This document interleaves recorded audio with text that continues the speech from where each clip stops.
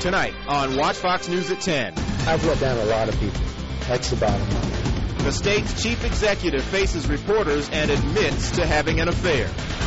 We have team coverage of a stunning day. Governor Mark Sanford's apology to family, friends, and the people of South Carolina. And reaction from other politicians and everyday people like you. Now from WACH-TV, Columbia's only primetime news. This is Watch Fox News at 10. Bottom line is this. I've been unfaithful to my wife. I developed a relationship. A stunning announcement from Governor Mark Sanford today as he appears before reporters at the State House. This just hours after returning to Columbia from a secret getaway. Good evening. People all across South Carolina and the nation are talking about the 6 stunning words that came out of the governor's mouth today.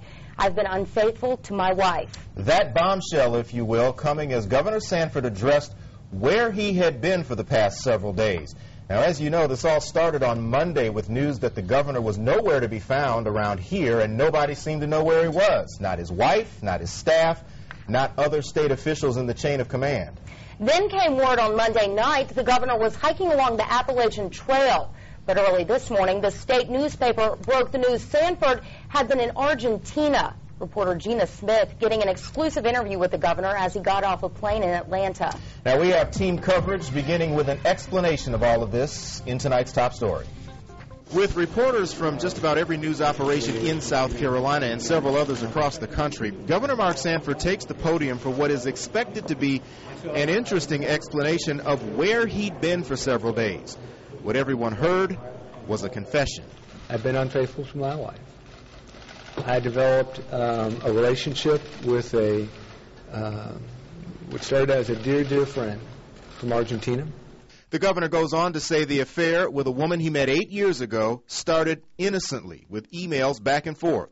And we developed a remarkable friendship over those 8 years. And then, as I said, about a year ago, it sparked into something more than that. I have seen her 3 times since then. Sanford left late last week telling staffers he was likely going hiking on the Appalachian Trail. His Chevy Suburban found in a parking lot at Columbia Metropolitan Airport. But instead of going to the Appalachian Trail, he flew off to Argentina to see his mistress. Late this afternoon, the state newspaper published on its website excerpts of emails Governor Sanford sent the woman in Argentina, reading in part, "You have a particular grace and calm that I adore. You have a level of sophistication that is so fitting with your beauty. And we are in an impossible situation of love." I've let down a lot of people. That's the bottom line. Now, Governor Sanford has resigned as chairman of the Republican Governors Association, but when asked if he plans to resign his seat as governor of this state, the question was posed as he left the podium. He did not respond. What do you think? Our web poll tonight, should Governor Sanford resign? So far, apparently that was the wrong graphic there. The question, of course, should he resign? So far tonight, 76% are saying yes, he should. 24% say no. You can, of course, cast your vote at MidlandsConnect.com.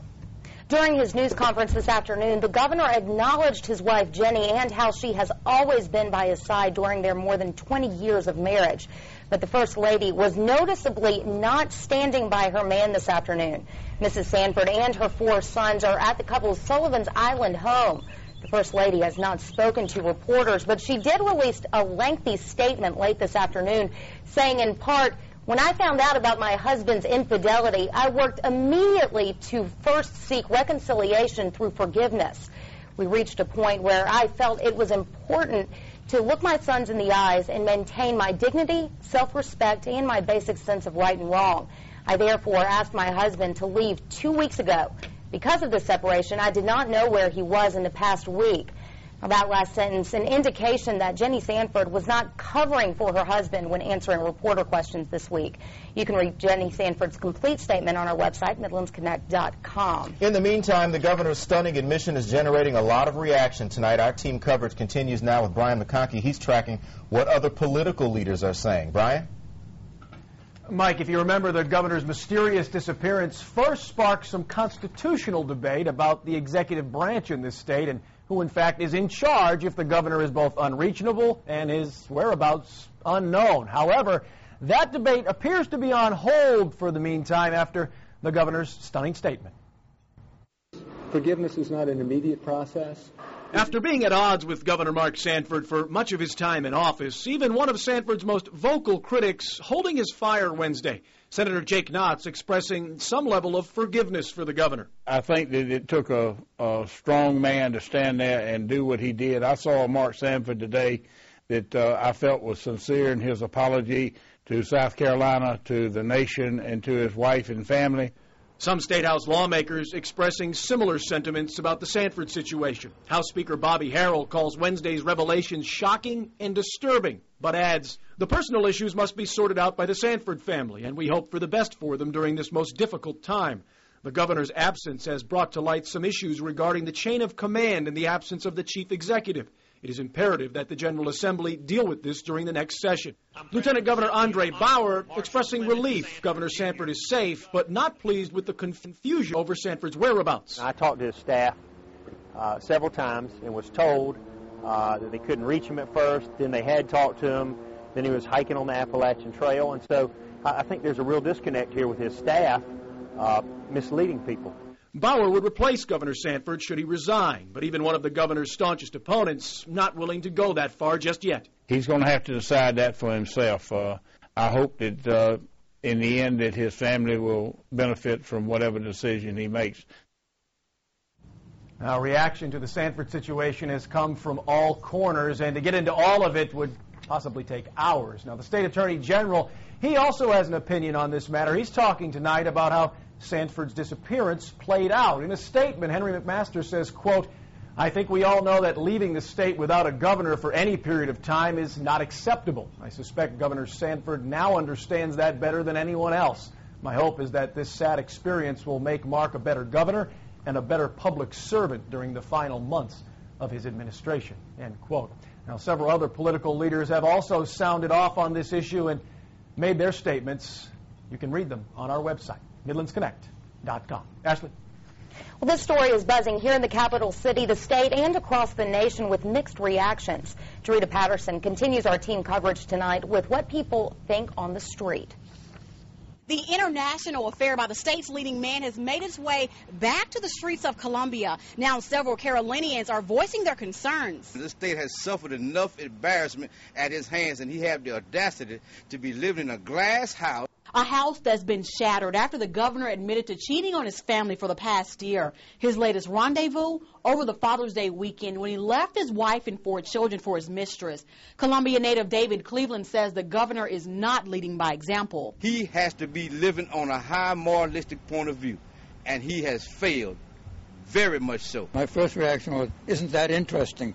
Because I would not have suspected that for his image. Bob Rosen believes there's only one way Sanford can salvage what's left of his tarnished reputation. I think he ought to resign. You know, just say, look, I've done something dumb or stupid or however he wants to characterize it. Nakenya Williams is surprised but says she can forgive Sanford. Like I said, it's a shock. It's shocking to me, but I mean, everybody deserves a second chance. Others agree, especially those who are married. His political career might be over, but it's kind of hard to say. I mean, this state it has a history that, you know, it's a forgiving state. But how forgiving remains unknown. This thing is a big mess. I mean, I feel sorry for his family, you know, but, I mean, all in all, I just hope that he can overcome it, and I hope it works out for him. Only time will tell. In Columbia, Jarita Patterson, Watch Fox News. Now, we're also tracking reaction online tonight. Viewers have been sounding off, posting comments about the situation throughout the day. That's right. We want to share a few of the messages with you. Melissa Gardner of Columbia writes, Governor Sanford has done a good job while in office, and I don't believe politicians should resign just because of an affair. If his wife is willing to forgive him, then that's all that matters. And Brittany Harrison of West Columbia says, is this the type of governor we need, one that lies and cheats? Then there's John Lazo of Columbia who writes, this is typical of Bible Belt hypocrisy and family values. Do as I say, not as I do. Now, you can read those comments plus more and post your own on our website. Also, remember to vote in tonight's web poll, which asks if the governor should resign.